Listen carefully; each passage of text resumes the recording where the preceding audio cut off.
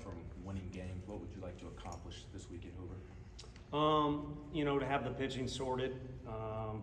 You want to use a certain amount of guys, get them action. It's been a little bit, heck, even Deloy started a game for us, but some time will pass. So you'd like to keep guys in somewhat of a rhythm, but it's also an imperfect time of year. So they need to be willing to go at whatever time and take on whatever role, which there literally could be something come up where it's the first time they've done it all year. But you take the ball and you run with it because it's the same deal. We're in a race to get 27 outs, and however we can get them, we'll take it. So we'd like to use those guys, as many of them as possible, and not wear anyone out to the point where they're breaking their record for personal amount of pitches thrown.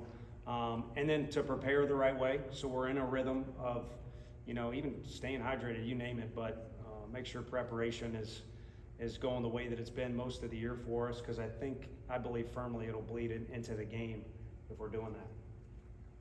You kind of touched on it there, but always being mindful of pitch counts, but even more so maybe this week in Hoover, knowing what's coming up. Yeah, a little bit. I think if you look at our innings pitched, they're spread out. We always try and do that. The 10-run rule kind of messes with it a little bit, but they're spread out pretty good. So even though certain guys have made a bunch of appearances for us, no one has really, kind of maxed out innings. I think Drew is in a position where he'll come close to what he did last year. I don't even know what his number was, but he's kind of held a steady pace. But there's been a lot of games too where he's frustrated. He's only at 100, but he feels good and he can keep on going. So I don't know what that magic number is for each guy, but I do think we have a sense of how much they've been asked of this year and what they're capable of doing. And I think we're in a good spot. So don't want to go crazy, but I think we're in a good spot. How good has Dylan Dreiling been for you guys? Is there an element where he maybe doesn't get noticed as much outside this program as a guy that does what he does typically would? Well, he's a draft-eligible sophomore, and I think he's getting noticed plenty by the people that'll take him away from us. So maybe that's what matters most. I don't know how much applause he gets online at times when he does things, but when his time is done, he's going to have about as many highlights as anybody that's played here, and only had done it in a short amount of time. And a lot of those come in as a freshman. Not only that, a lot of them coming off the bench as a freshman where he wasn't getting as many repetitions as other people. So I don't know how you pick one guy apart and say we would be the same team without him, and I don't know how you do it the other way too. It's been, if you look at every day, you could say one day, well, this is the key player, or this was the best pitcher. But if you look at every day that we've been here on campus since August, I wouldn't want to be without anyone that's with our team currently. And I don't know that we could accomplish what we've been able to do thus far without all of them being involved. And it could be anyone on any given day that's the hero, but everyone seems to be involved when we're playing. I think coming into this weekend, or maybe it was last, he was leading the team in RBIs with 54. Other than his spot in the lineup, what is that a testament to that he's able to produce that way? I think keeping calm. A guy like David Ortiz is considered clutch because of what he was able to do in the ninth inning and extra innings, but he also probably hit a bunch of homers in like the second inning of his career. I think it's just him being him.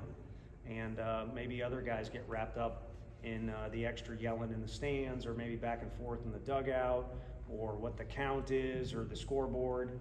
And he seems to be very competitive at all times and doesn't seem to waver where he gives up an at-bat or gives way too much value to another one. Has his progression from his freshman year to now maybe taking you by surprise or a little bit, or is this kind of what you expected from him? No, I mean, recruiting, the rules have changed a little bit. If you date back to when we first watched him, he was recruited by our staff as a pitcher and an outfielder. So the pitching has definitely gone away. So if you look at the whole progression, it makes you smile, laugh, appreciate where he's at. But if you just talk about from day one, he has always shown the ability to hit.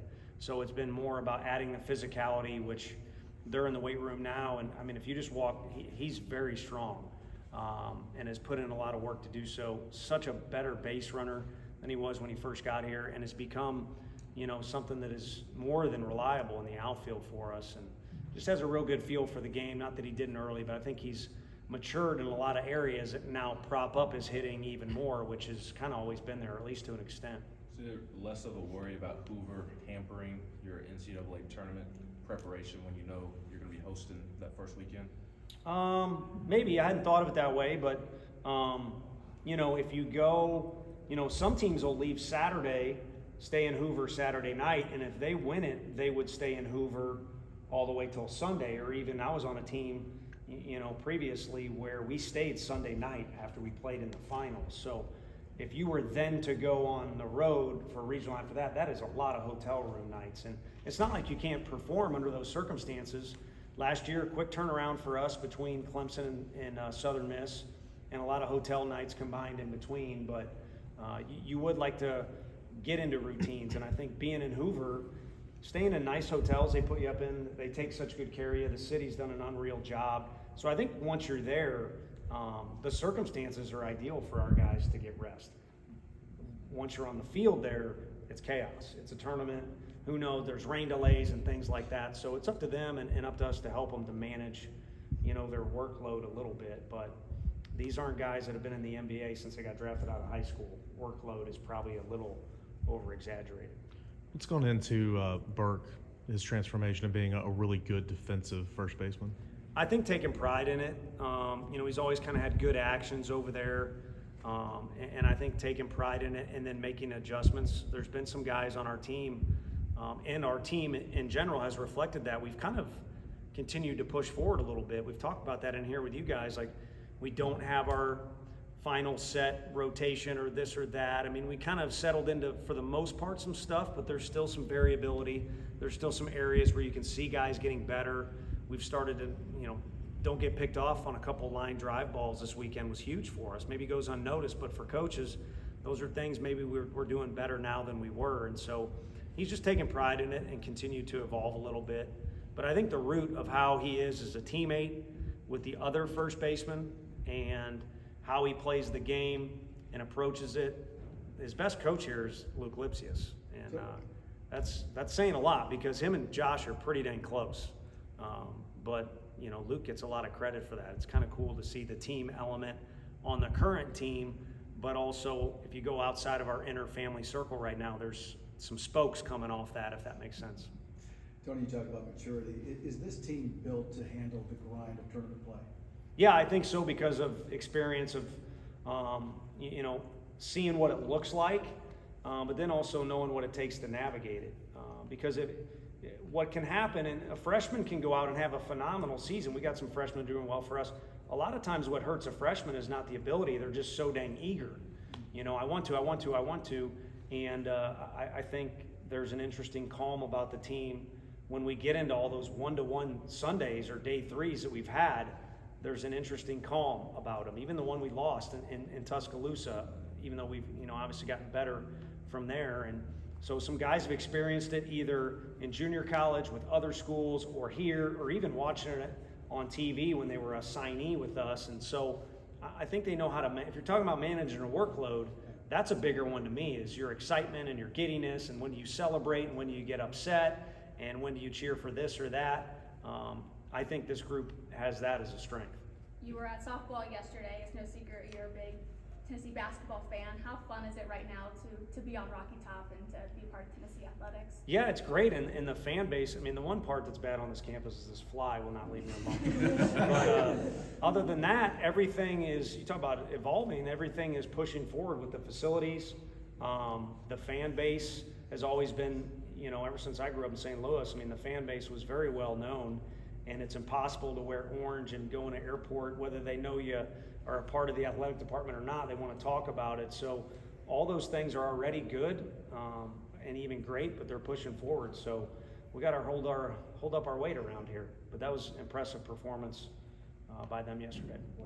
When you get into the heat of competition at Hoover, especially on Wednesday when you're throwing guys that maybe wouldn't ordinarily throw in those type of games, do you have to convince yourself to let them go a little longer, like Marcus Phillips or Dylan Lloyd, guys like that? Yeah, I think we'll kind of script it ahead of time and then just kind of feel it out as the game's going on. And unfortunately, Plan A, as much time as you put into it, rarely occurs. It can if all things go right, but again, I would expect more chaos, and we'll probably end up approaching that game just piece it together. And the good thing is, like I said, we feel comfortable about the guys we have. We have guys that are getting outs and are getting better at getting outs. We have guys that have gone unused, or I could even say for their defense, underused, that are available to get outs and capable of doing it. And you'd like to add AJ into the mix like we talked about a little bit yesterday. So, hey, throw them all in a pile or in a pot. We're just trying to get to 27, and if we play good defense behind them, I think it's a solid enough group that we can stay competitive. Is AJ still on track as you've talked about him being and what you hope for him to be? Yeah, I think, you know, when and where and how will depend a little bit. I know I didn't talk with him, I guess. I told you guys he was done getting on the mound before we go there, but he put in some work on the mound today, so which was good. I'd rather he pile up some reps and feel comfortable.